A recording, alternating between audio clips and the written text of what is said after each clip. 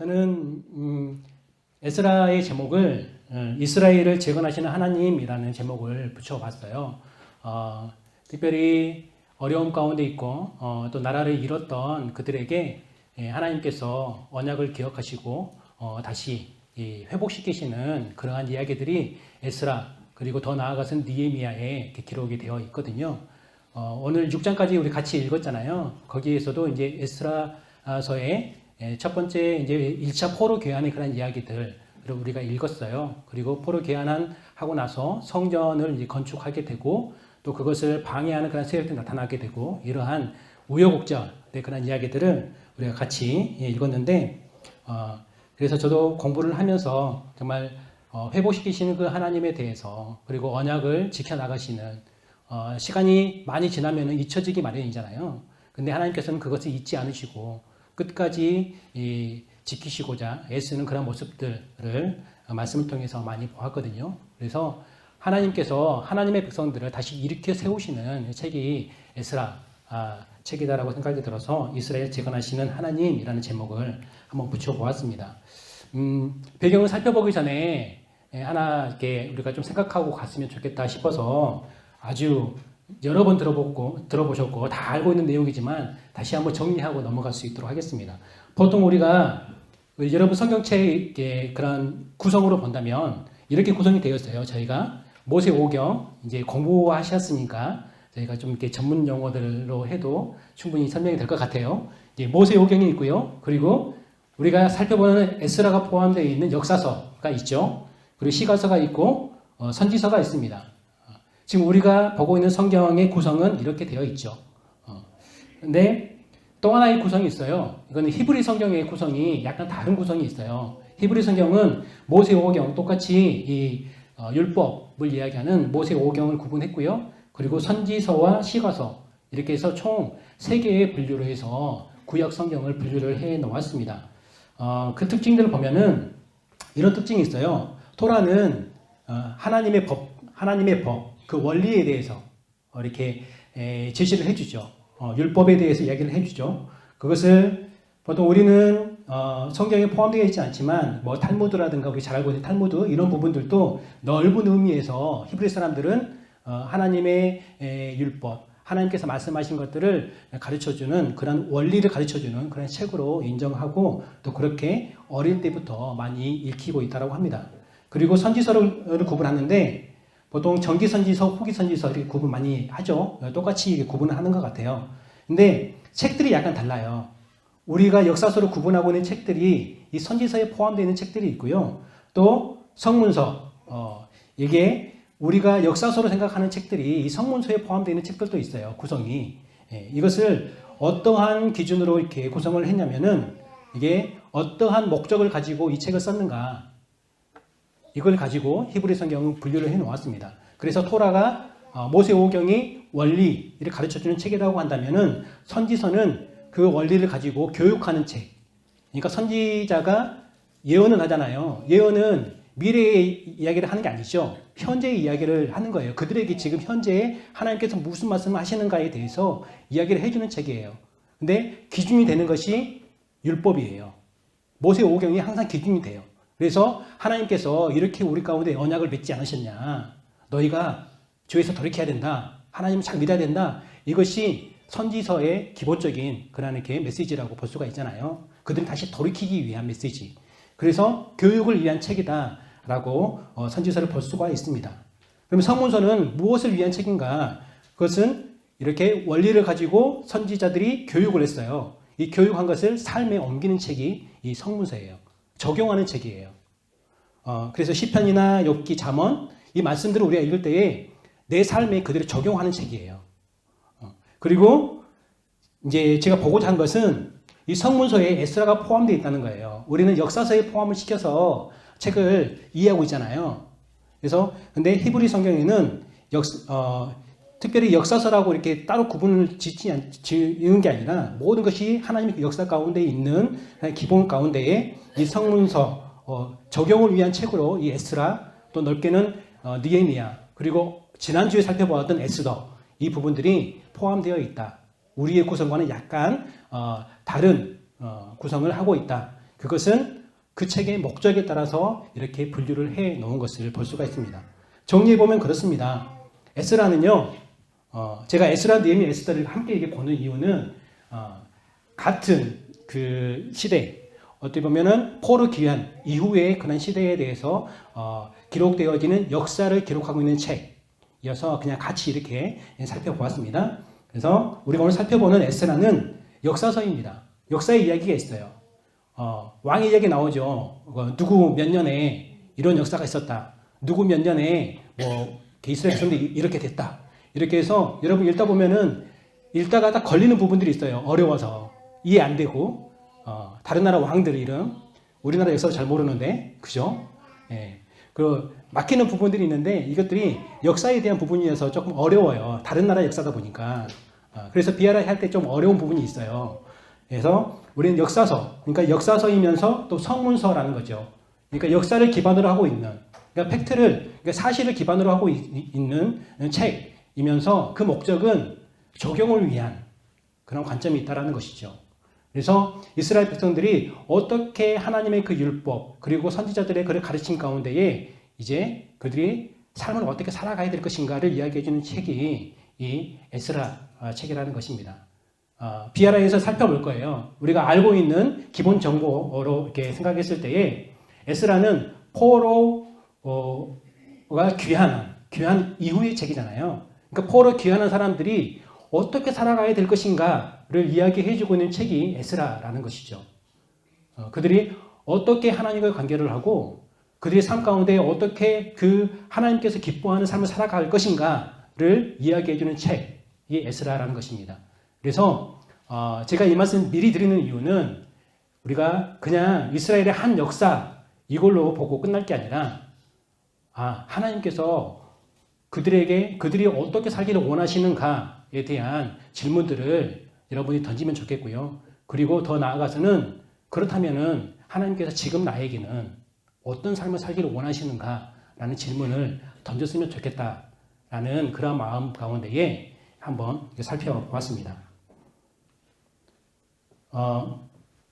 보면 이 특징들이 있어요. 원독자의 그 상황 가운데에 이렇게 한번 구분을 한번 가져와 봤습니다. 많은 책들이 있지만 다니엘 같은 경우는 그 포로로 잡혀간 사람들의 이야기예요. 그 땅에서의 포로로 잡혀간 사람들의 이야기. 그리고 에스라와 느헤미야는 다시 돌아온 사람들의 이야기예요. 그리고 지난주에 공부했던 에스더는 돌아올 수도 있었지만 선택에 의해서 돌아오지 않는 사람, 그곳에 그냥 정착해서 사는 사람들의 이야기예요. 동일한 것은 모두가 다 하나님의 주권과 하나님의 섭리 안에 있다는 것, 그리고 모두가 다 하나님의 언약 가운데에 있다는 것은 동일한 부분이 있는 것 같아요. 그들이 지금 어디에 살고 있고 어떤 환경에 살고 있는가, 그리고 어떤 시대에 살고 있는가에 따라서 이렇게 한번 나눠볼 수 있을 것 같은데, 우리가 살펴본 에스라는 포로 귀환한 백성들에 대한 이야기인데 그들에게 하나님의 도우심이 어떻게 나타났는가, 그리고 하나님의 주권에 따른 그런 하나님의 언약이 그들 가운데 어떤 섭리로 나타났는가, 이런 부분들을 보여주고 있다고 볼 수 있고요. 그것이 바로 성전의 이야기를 통해서, 성전을 다시 세워가는 이야기를 통해서, 느헤미야는 성벽을 다시 세워가는 이야기를 통해서 보여지고 있다.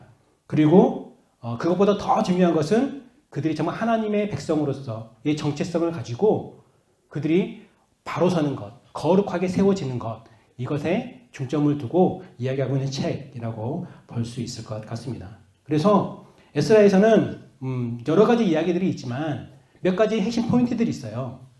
그것은 하나님의 어떤 분이신가, 그리고 이스라엘 그다음 백성들. 갑자기 지금 심장이 두근두근거렸어요. 네. 지금까지 안 떨리는데 갑자기 떨리네요. 아내님이 오셨습니다. 예. 왜 긴장되지? 예. 예. 계속하겠습니다. 그들이 어떻게 영적 변혁을 이룰 것인가, 또 그들이 가지고 있는 끊임없이 해결하지 못하는 그런 죄의 문제, 자기들이 하나님과의 그런 관계를 깨뜨리는 그런 문제에 대해서 다시 회복시키고자 하는 그런 에스라의 그런 처절한 몸부림이 느껴지는 책이 에스라라고 볼 수가 있을 것 같습니다. 자, 그러면 이제 하나씩 하나씩 살펴보겠습니다. 누가 썼을까요? 누가 썼을까요? 그냥 던지면 됩니다. 누가 깊이 고민하실 필요 없어요. 제가 다 가르쳐 드릴 거잖아요. 예, 틀려도 되고요. 뭐 제가 썼습니다만 안 하시면 될 것 같아요. 예, 예, 예. 뭐 에스라가 썼다라고 우리가 다 생각해 보실 것 같아요. 예. 근데 그 근거를 우리가 찾아봐야 되잖아요. 에스라 7장 이후에 보면은 그 1인칭 화법으로 이렇게 쓰고 있어요. 한번 보시겠어요? 오늘 읽어보진 않았지만 다음 주에 읽을 거지만 7장 27절부터 보시면은 28절 보면은 또 나로 왕과 그의 보좌관들 앞과 왕의 권세에 있는 모든 방백들 앞에서 이렇게 쭉 하면서 그 나, 내가 이렇게 해서 1인칭 화법을 쓰고 있어요. 보통 우리가 글을 쓸 때 보면은 이 1인칭을 쓴다는 것은 그 사람이 저자라는 것을 우리가 짐작해 볼 수 있잖아요. 물론 저자인 것처럼 해서 쓰여진 책들이 있습니다. 그것은 무언가 특별한 메시지나 의미를 가지고 1인칭 화법을 가지고 이렇게 던지는 문학적인 그런 기법으로 쓸 때가 있는데 일단 에스라서는 우리가 1인칭 화법으로 쓰고 있는 부분이 있어서 에스라가 썼을까? 라고 짐작해 볼 수 있겠죠. 근데 조금 부족해요, 근거가. 또 다른 근거를 찾아본다면은 역대기서의 마지막 부분과 에스라의 첫 번째 부분이 일치를 해요. 한번 볼까요? 역대하 36장의 마지막 장이거든요. 22절 이하가 이제 마지막 그 구절이에요. 그쪽인데 한번 제가 칸 띄어쓰기를 좀 했어요. 글씨가 보이시나요? 뒤에 계신 분? 혹시 안 보이시면은 에스라 바로 앞에 한 두세 장만 앞으로 넘기시면은 바로 역대하 36장 보일 겁니다. 그래서 22절 같이 한번 읽어볼까요? 시작. 바사의 고레스 왕 원년에 여호와께서 예레미야의 입으로 하신 말씀을 이루시려고 여호와께서 바사의 고레스 왕의 마음을 감동시키심에 그가 온 나라에 공포도 하고 저소도 내려 이르되 거기까지요. 에스라의 1장 1절 한번 읽어볼까요? 시작. 바사왕 고레스 원년에 여호와께서 예레미야의 입을 통하여 하신 말씀을 이루게 하시려고 바사왕 고레스의 마음을 감동시키심에 그가 온 나라에 공포도 하고 저소도 내려 이르되 똑같죠? 그죠? 에스라 2절 3절 말씀도 역대하 23절 말씀과 똑같아요. 이제 하나님에 대해서 약간 이렇게 더 부연 설명하고 있는 부분들도 있지만 큰 맥락에서 보면은 거의 95% 이상, 99% 이상 똑같다라고 봐도 틀린 말씀이 아닐 것 같습니다. 이러한 역대기와 에스라의 연결점, 그리고 우리 성경에는 번역이 되어 있지 않지만 에스라 처음 시작이 히브리어에서는 우리가 접속사 그리고라고 표현되는 접속사가 로 쓰여 있어요. 그리고라는 것은 무엇이에요? 앞에 다른 글이 있다는 거죠. 다른 글이 있으면서 그것을 이어준다는 거예요. 그리고 역대하가 이 말씀을 끝났다면은 뭔가 좀 역사에는 허전함이 있어요. 그래서 계속 이어지는 그 역사가 계속 이어지는 책이 역대기와 에스라가 쭉 연결성을 가지고 있다는 것을 우리가 볼 수가 있습니다. 역대기의 저자가 누구였다라고 혹시 기억하신가요? 언제 공부했죠? 역대기? 하셨죠, 공부? 이번 학기에 했나요? 저번에 했나요? 역대기. 저번에 했나요? 예, 저번에 하신 분. 자, 자신있게. 예. 지난주 것도 기억 못 하는데, 그죠? 그 말씀 안 하셔도 괜찮습니다. 역대기의 저자는 누구인가요? 예, 맞습니다. 제 마음의 소리로 들었습니다. 에스라입니다. 예. 역대기 저자는 에스라거든요. 제가 역대기 저자에 대해서 다시 근거를 살펴본다면은 지난주와 또 이렇게 같이 또 굉장히 길어질 수 있어서 그것까지 살펴보지 않을 거고요. 일단 역대기 저자는 에스라라고 이렇게 밝혀져 있습니다. 저희가 공부한 결과로는, 그리고 많은 학자들이 그것에 동의를 합니다. 그렇다면은 이러한 연속성을 가지고 에스라의 저자도 역대기 저자와 동일 저자이다라고 우리가 결정을 한다 그러면은 에스라서를 썼다라고 볼 수가 있겠죠. 그래서 우리가 두 가지 근거를 살펴보았습니다. 하나는 1인칭 화법으로 서술되어 있다. 그래서 저자일 확률이 크다. 그리고 역대기 하의 마지막 부분과 에스라의 첫 부분의 그러한 내용의 일치성, 그리고 역사의 연결성 이런 것을 보았을 때에 역대기의 저자와 동일 저자이다 라고 한다면은 우리는 결론적으로 에스라가 에스라서를 썼다라고 결정을 지어볼 수 있을 것 같습니다. 제가 여러 번 에스라와 느헤미야 얘기를 같이 했어요. 이것 때문에 제가 같이 얘기를 한 거거든요. 에스라와 느헤미야를 한 권의 책으로 볼 것인가, 두 권의 책으로 볼 것인가. 그리고 또 하나의 문제는 그렇다면 동일 저자를 볼 것인가, 아니면은 따로따로 저자가 다른 책으로 볼 것인가. 이런 의문점들이 학자들 사이에서 있어요. 그리고 저희들도 공부할 때 이것을 먼저 좀 다루어요. 저는 개인적으로 결론부터 말씀드린다면은 에스라서와 느헤미야서를 저는 한 권의 책으로 보고 공부를 했습니다. 그런 근거들이 그 내용이 연결이 굉장히 자연스러워요. 그리고 에스라의 그 등장, 에스라가 개혁을 하잖아요. 느헤미야서에도 에스라가 이렇게 우리는 종교 개혁이라고 말해도 상관없을 것 같은데 하여튼 그들의 개혁을 합니다. 잘못된 점을 지적을 하고 다시 하나님 앞에 회개하고 나아가는 그런 모습이 있죠. 이런 것들의 그런 구성들, 그리고 내용의 연결성이나 일치성 이런 것을 보았을 때에 한 권의 책으로 보아도 크게 무리가 되지 않는다라는 것을 볼 수가 있고요. 그리고 아까 에스라서가 그리고라는 것이 빠져 있다고 했잖아요. 원래는 있다라고 했잖아요. 연결성이 있는 건데 느헤미야 1장 1절의 말씀이 보면은 아닥사스다 왕이라는 그 표현이 원문에는 없어요.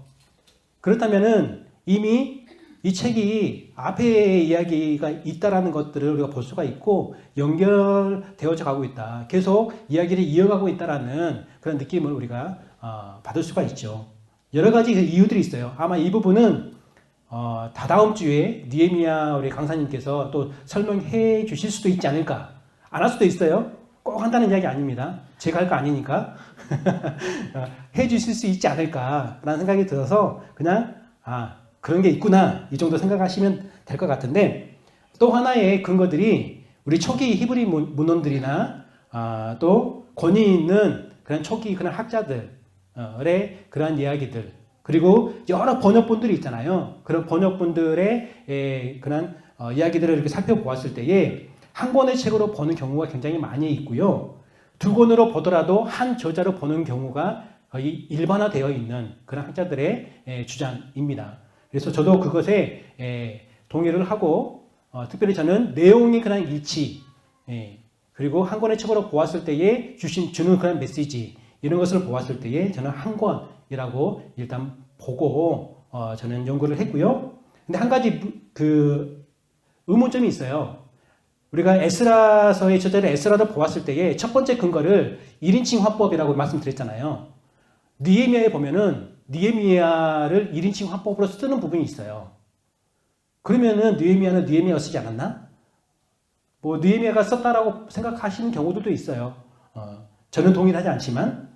그래서 그럼 그것을 어떻게 해결할 것인가? 그 1인칭 화법으로 쓴 부분을 어떻게 해결할 것인가? 라고 했을 때에 저자의 의도적인 기법 으로 우리가 본다면은 충분히 이해하고 넘어갈 수 있는 부분이다 라고 보여집니다. 전체 구성을 보면은 공동체의 이야기를 해요. 이스라엘 백성들의 이야기를 합니다. 거기에는 하나님의 주권과 섭리하에 하나님께서 역사하시는 것들의 그런 이야기들을 하는데, 공동체에 대한 이야기를 하다가 어느 시점에서 1인칭 화법으로 확 전환을 합니다. 그래서 개인의 이야기를 해요. 하나님 앞에 회개하고 나아가는 것, 그리고 자신이 어떻게 하나님 앞에 서 있었던 것들, 이런 것들을 이야기를 합니다. 이것은 두 가지의 그런 목적으로 그렇게 했다라고 볼 수가 있어요. 지금 하고 있는 이야기의 진정성, 정말 이것은 너희가 믿을 만한 거야 라고 이야기해주기 위해서 자신의 이야기를 하고 있는 것. 그것을 느헤미야서에서는 자신의 이야기를 하는 것처럼 해서 1인칭 화법을 써서 이것을 보여주고 있다는 것. 또 하나는 롤 모델을 보여주는 거죠. 너희가 이렇게 했으면 좋겠어. 바울이 그러잖아요.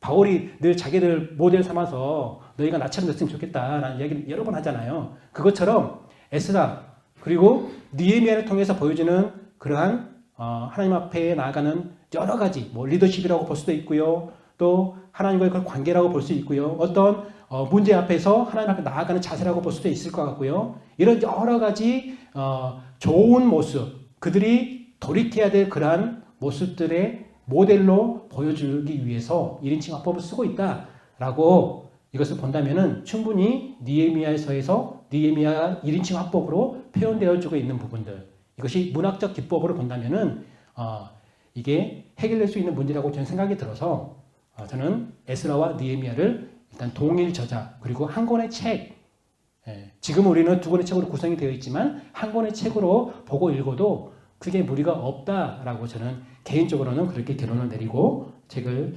보겠습니다. 방금 이야기했던 것은 그냥 이렇게 참고하시면 될 것 같고요. 중요한 부분들은 다시 느헤미야서에서 설명해 주지 않을까 생각이 들어집니다. 언제 썼는가를 본다면은 본문에 나와 있는 여러 이렇게 시대들이 나와요. 왕의 연도가 나와요.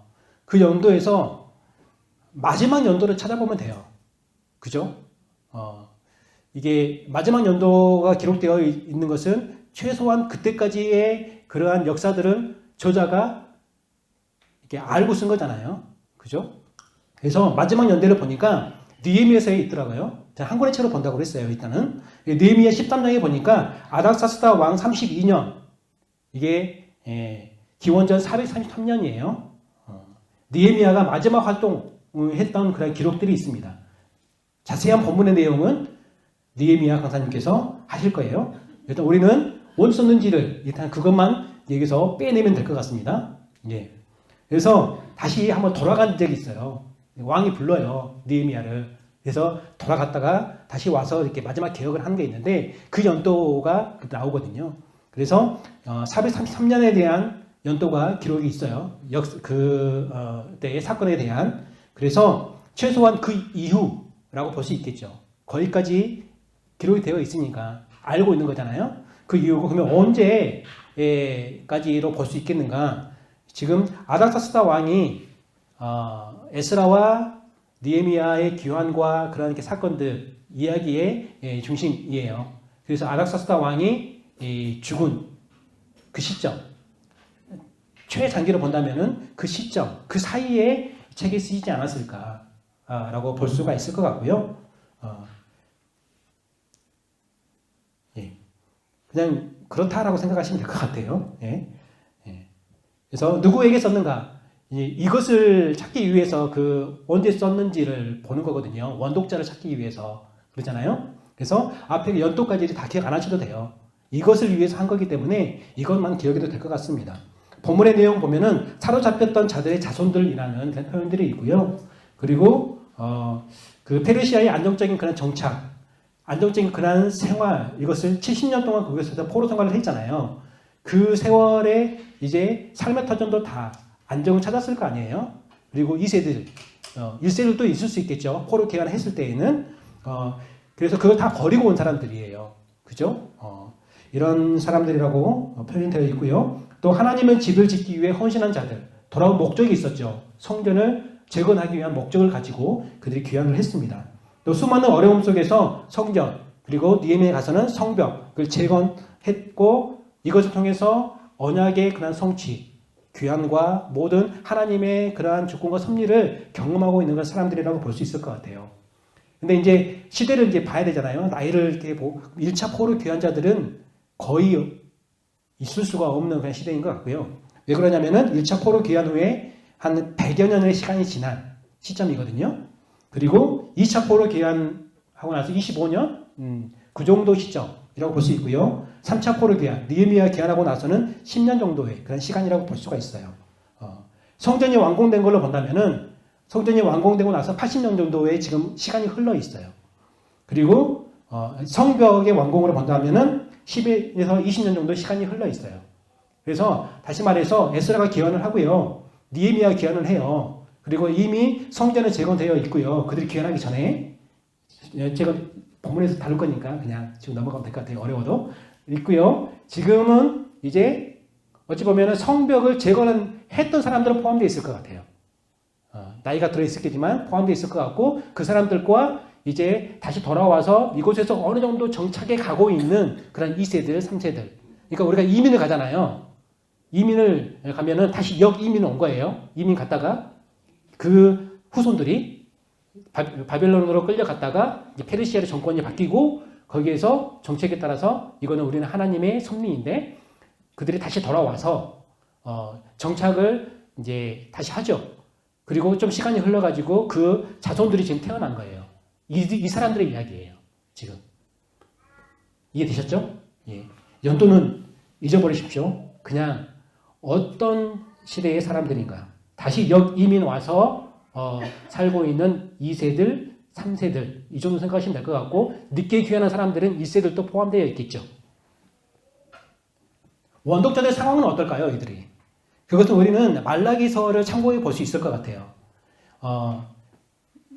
말라기서 나중에 할 거예요. 나중에 할 건데 말라기가 활동했던 시기와 또 말라기서가 기록되었던 그 시기들이 지금 에스라, 느헤미야서를 읽고 있는 원독자들의 시대와 일치를 해요. 다시 말해서 말라기에 표현되어지고 있는 원독자들의 그런 상황, 그들을 어찌 보면 책망하고 있는 이런 부분들을 통해서 그들이 어떤 삶을 살고 있었구나 라는 것들을 조금은 우리가 짐작해 볼 수 있을 것 같습니다. 그래서 나중에 말라기서 읽어보시겠죠? 하나님이 우리를 어떻게 사랑했느냐라고 그들이 반문을 해요. 하나님 앞에. 그러니까 하나님을 원망하고 있죠. 그리고 정의의 하나님은 어디에 계시냐라고 하나님을 불신하고 있는 그런 질문들이 있어요. 말라기서에. 그래서 이것을 통해서 볼 때 그들은 하나님은 뭐하고 계시지? 라는 그런 의문점을 가지고 있는 사람들. 정말 우리를 기억하고 계실까? 아마 1차 귀환했을 때의 사람들은 강하게 느꼈을 거예요. 하나님께서 우리를 이곳에 다시 보내셨구나. 예레미야 선지자를 통해서 예언하신 그 말씀, 70년 후에 너희가 다시 돌아올 거야 라고 했던 그 말씀이 이제 이루어지고 있구나. 하나님의 그 감동 가운데에 그들이 우리가 돌아가서 성전을 지어야지 하는 그러한 그 열망에 차서 돌아왔을 거예요. 근데 지금 원독자들은 그때 그 열망이 없는 거죠. 다시 현실의 삶에 물들어져 있는 거예요. 이스라엘 백성들은 계속해서 이걸 반복해요. 그죠? 그들은 가나안 땅에 들어갔을 때도 그랬어요. 분명 하나님께서는 그곳에 있는 거민들을 다 말살하라고 이야기를 했잖아요. 근데 그들이 남아 있었고요. 그것으로 인해서 다시 그런 잘못된 것들에 물이 드는 그런 상황이었죠. 지금도 똑같은 상황이에요. 지금 원독자들도 처음에 그들이 귀환해서 성전을 짓고 또 성벽을 재건하고 했을 때는 굉장히 하나님 앞에 간절한 마음 가운데 나아가고자 하는 그러한 열망들이 있었을 거예요. 근데 시간이 좀 흐르다 보니까 이제 삶에 또 지치잖아요. 그리고 만만치 않아요. 잘 될 줄 알았는데 그렇지 않은 것 같은 거예요. 우리는 그렇지 않나요? 하나님께서 나에게 강하게 역사했을 때 하나님의 은혜가 하나님께서 나를 정말 사랑하시구나. 정말 하나님의 은혜가 정말 우리 가정에 충만하게 지금 임하고 있구나 라고 했을 때는 별 문제가 안 되는데 좀 시간이 흘러서 왜 이러지? 무언가 장애물이 생기고 무언가 삐그덕거리기 시작하고 했을 때에 우리가 하나님 앞에 이런 질문들 던지지 않나요? 정말 하나님 나 사랑하셨나? 예전에 내가 사랑하신 것 같았는데 정말 그게 사랑이었나? 그냥 우연히 일어난 일이었나? 이런 의심들 우리가 하지 않나요? 지금 원독자들이 그런 상황에 있는 거예요. 우리하고는 또 다른 상황이지만 우리 상황으로 대입해 본다면은 그런 상황인 거예요. 대충 원독자들이 어떤 상황이 있는지 여러분 이해하셨죠? 그래서 정리해보면 그렇습니다. 공경함이 없고 하나님을 두려워하지 않고 주의 이름을 멸시했다라고 얘기를 하고 있고요. 더러운 떡을 제단에 드리고 여호와의 식탁은 경멸히 여겼다. 제사를 드리나 훔친 것을 드렸고 병든 것을 가져왔다. 하나님의 언약을 마음에 두지 않았다. 한 아버지를 가지지 않고 이 방신을 따라갔다. 우상을 숭배했다. 라는 것이죠. 이것이 지금 현재 에스라와 느헤미야서를 받고 있는 원독자들의 상황이라고 볼 수가 있을 것 같습니다. 역사 이야기입니다. 지난주에 많이 했기 때문에 제가 좀 수월하게 넘어가겠습니다. 일단 간단하게 짚고 넘어가겠습니다. 페르시아 페르시아가 바벨론을 멸망시켰어요. 고레스라는 왕이 멸망시켰어요.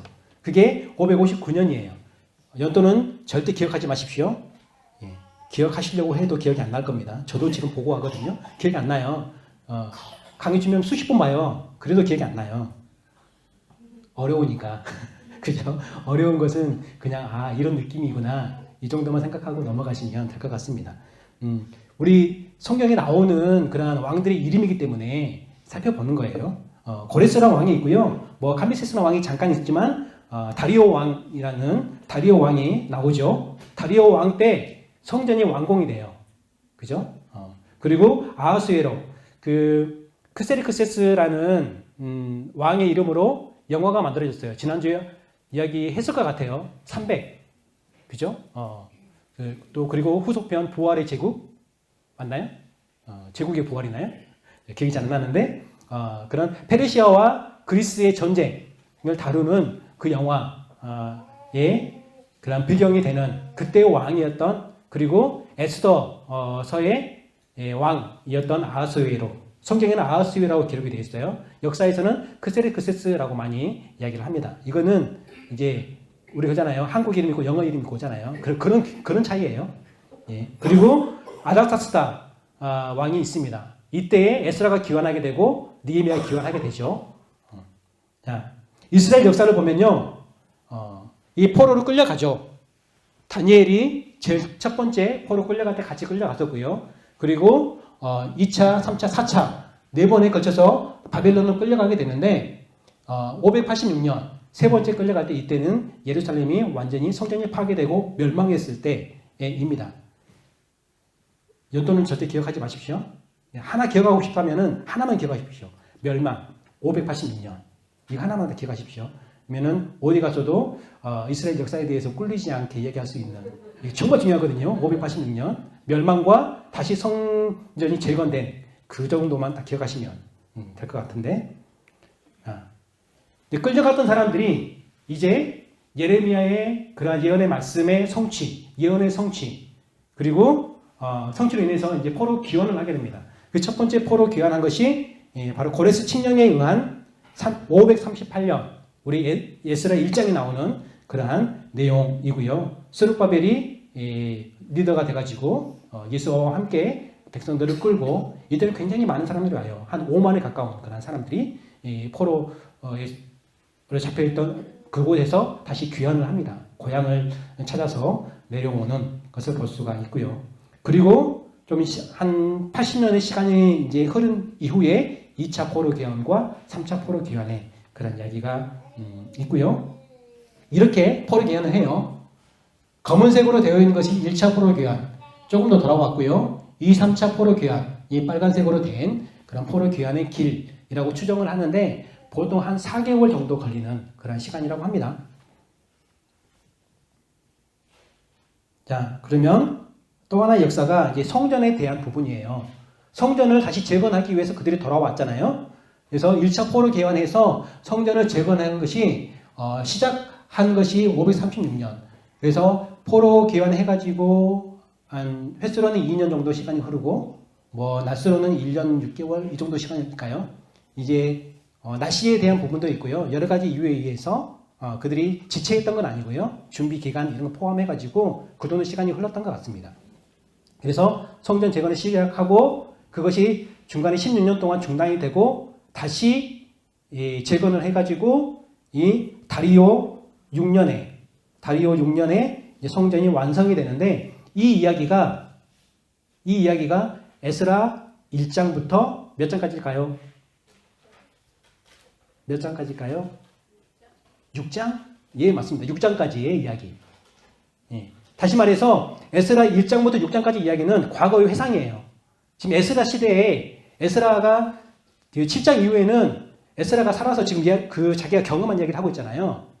그런데 6장까지 이야기는 에스라가 기원하기 전 이야기예요. 그래서 다시 말해 80년 전의 이야기를 그가 1장에서 6장까지 회상을 하면서 이야기를 해주고 있는 부분이에요.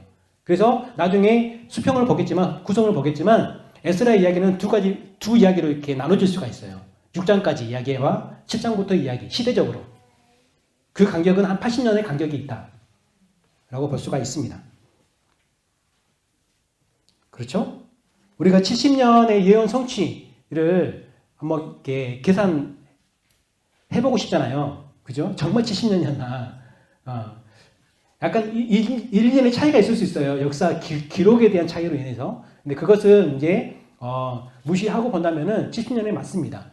처음에 포로로 끌려갔던 것과 이제 그 고레스 칙령에 의해서 그들이 돌아왔던 것, 그리고 성전이 굉장히 중요한 중심에 있거든요. 이스라엘 그런 백성들과 그들의 역사 가운데에는 성전이 굉장히 그 중심에 있어요. 그래서 늘 이런 연도를 계산할 때에 성전의 기준으로 많이 봐요. 그래서 이러한 포로로 처음에 끌려갔던 것과 다시 귀환했던 것을 보면은 얼추 잡아서 70년의 시간 간격이 있고요. 그리고 또 하나의 성전 중심으로 해서 이 70년을 또 해석하시는 분들도 있는데 그 해석이 이게 바로 이 부분입니다. 예루살렘 멸망과 다시 성전이 재건된 완공된 다리오 6년에 그 시간까지 횟수를 계산해 보면 70년의 시간이 계산이 나옵니다. 그래서 저는 첫 번째 살펴보았던 기본적인 역사 그걸로 봤을 때에 예레미야의 말씀이 성취된 것에 대해서 우리가 확증해 볼 수 있는 그런 역사의 기록인 것 같고요. 그래서 한번 살펴보았습니다. 그 페르시아 그 시대에 여러 가지 정치적인 상황들이 있어요. 그리고 전쟁사가 있어요.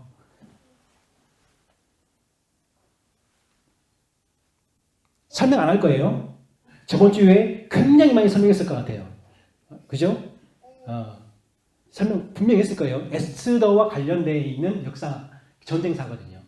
이때 페르시아가 그리스를 먹었다면 아마 세계 역사는 바뀌어 있을 것 같아요. 알렉산더가 나타날 수 있었을까라는 생각도 들고요. 완전히 바뀌었을 것 같아요. 이때 뭐 설명했으니까요.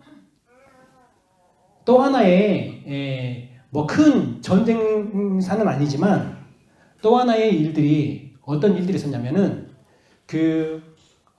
페르시아가 굉장히 넓은 땅을 지배를 하고 있었잖아요. 그런데 왕은 그 멀리 있는 지역까지 지방 곳곳까지 다 이렇게 통치하기가 쉽지 않잖아요. 지금 우리나라 지방자치 하잖아요. 자체적으로 이렇게 하는 부분들이 있잖아요. 그때도 그렇게 어느 정도 이렇게 다 되어 있었던 것 같아요. 이제 통치권 밖에 있는 약한 그런 경우들이 있다 보니까 반란들이 크고 작은 반란들이 계속해서 일어나는 거예요. 에스라가 귀환한 것과 느헤미야가 귀환한 것들은 역사적으로 보았을 때의 정치적인 이유가 큽니다. 다시 말해서 이런 반란들에 의해서 속국에 있는 그런 백성들이 계속해서 흔들리는 거예요, 마음이. 그래서 그것을 바로잡기 위해서 정치적으로 사람을 보냅니다. 파견을 보내죠. 그때 에스라를 보내서 야, 너희 이스라엘 민족들 조금 마음 좀 바로잡아봐. 이런 목적이 있었던 거고요. 느헤미야는 약간의 다른 시각으로 봐야 되는데 느헤미야는 이러한 반란으로 인해서 성전이 파괴돼요. 다시 성벽이 무너져요. 근데 그것에 대한 굉장히 안타까움이 들었잖아요. 그래서 왕에게 간청을 해서 돌아온 경우. 그래서 이 크고 작은 그 땅에서 일어났던 반란, 또 이것들이 큰 이집트와 연결되어 있고 큰 나라들과의 연결되어 있지만 이들이 지원을 받아서 또 반란을 일으키고 이런 것들 있잖아요. 여러 그 역사를 우리가 다 꼼꼼하게 따져볼 수는 없지만 그게 본다면은 계속해서 이러한 반란들은 끊임없이 일어나고 있었다. 그 땅 가운데에. 다시 뭐 회복시켜 보려는 그러한 반란들도 있었을 것이고요. 그러니까 어떻게 보면은 주도권을 잡기 위한 반란들이죠. 그것들이 우리가 성전을 재건하는 에스라서에서도 어느 정도 보여져요. 그게 어떤 부분이냐면은 대적들의 그런 방해에서도 왜 방해를 했을까? 정치적으로는 이게 주도권을 뺏기는 것 같은 느낌. 자기들의 주도권을 잡기 위해서. 그 땅에 자기들이 지금 이렇게 터줏대감으로 있는데 왜 새로운 사람들이 와서 성전을 지은다는 거예요. 그러면은 야, 너희 우리 허락도 없이 너희는 우리가 통제하는 그 선에서 뭔가를 해야 되지 않겠어? 이런 부분도 있었기 때문에 주도권을 잡기 위한 그런 부분들이 있거든요. 그래서 계속해서 이러한 전국의 혼란 가운데 있었다라는 것, 이것을 한번 염두에 볼 필요가 있을 것 같아서 살펴보았는데 자세히 다 설명 안 드리는 이유는 설명드려도 이 정도만 기억하시면 되니까 설명을 안 드렸습니다. 뭐 애굽의 반란으로 인해서 그것을 잠잠케 하기 위해서 에스라를 보냈던 것, 그리고 에스라를 보낼 때에 메가비주스라는 그런 총독을 같이 보내거든요. 페르시아 총독을. 근데 나중에 이 총독이 자기가 또 주인 되겠다고 또 반란을 일으켜요. 반란을 애굽의 그 반란을 가서 아주 성공적으로 그것을 이렇게 잠잠케 하거든요.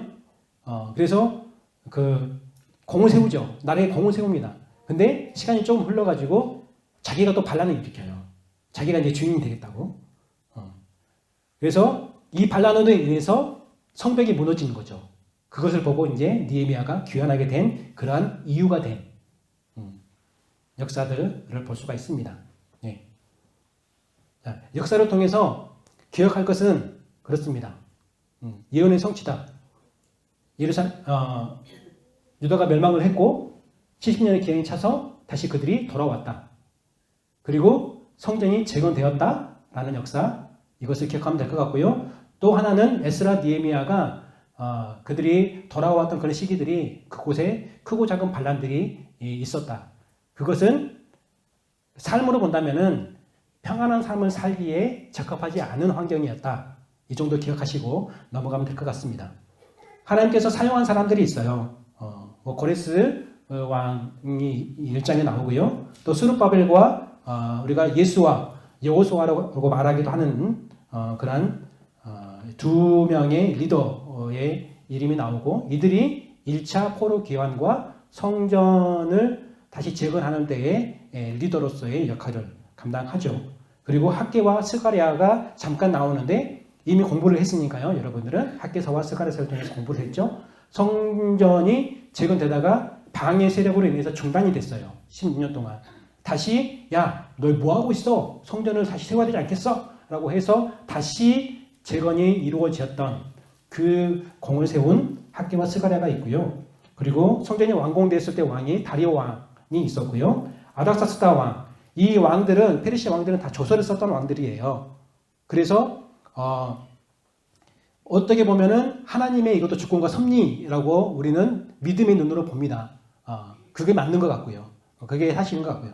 이들은 그 조서 내용들이 성전을 재건하고 이스라엘 백성들이 다시 세워지는 그러한 굉장히 중요한 원동력이 되는 그 법적 문서잖아요. 그래서 원동력을 얻는 그러한 걸로 작용하기 때문에 하나님께 사용하신 사람들이라고 해서 같이 살펴본 것입니다. 그리고 에스라, 당연히 이스라엘의 신앙을 기억하고 그가 이스라엘 백성들 가운데에 그 리더스로 했던 역할들 볼 수가 있죠. 우리가 본문 말씀 보다 보면요. 세스바사이라는 이름이 나와요. 어디 나오는지 아세요? 1장 8절, 11절, 5장 14절, 16절.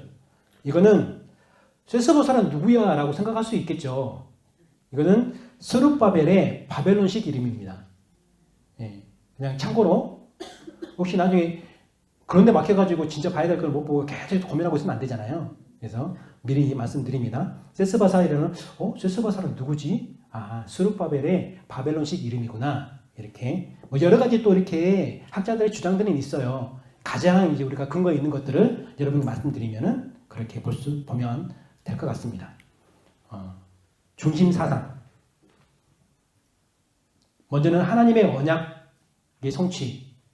이것을 생각하면 될 것 같고, 그래서 이 언약의 성취는 하나님의 신실하심 가운데 이루어진 것이다 라고 본다면은 저는 하나님의 언약의 신실하심으로 재건되는 성전과 백성들, 성전만 재건된 게 아니라 성전보다 더 중요한 백성들이 재건되고 있는 그런 이야기가 에스라서의 이야기라고 저는 보고 싶습니다.